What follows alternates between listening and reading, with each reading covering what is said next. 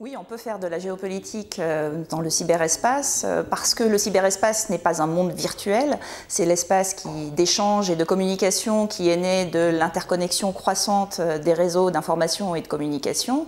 Et donc tout ce qui s'y passe est le résultat de l'action des hommes et tous les échanges sont le résultat de l'action des hommes qui du coup sont soumis aux mêmes rivalités de pouvoir géopolitiques avec toute une multiplicité d'acteurs. On a bien sûr des États, mais on a des acteurs non étatiques.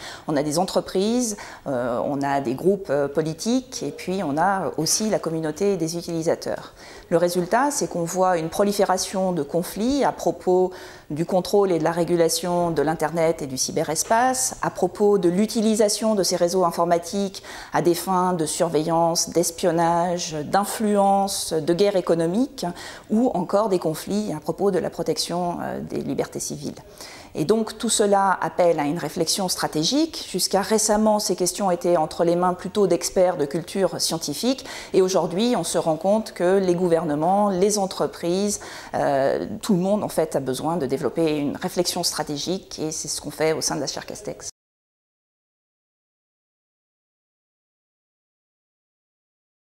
La chaire Castex, c'est une chaire de recherche à l'Institut des hautes études de défense nationale qui est financée par Airbus Group et qui réunit des jeunes chercheurs et des experts qui travaillent sur des questions de géopolitique du cyberespace à même de nourrir la réflexion stratégique dans le monde économique, politique, militaire et industriel.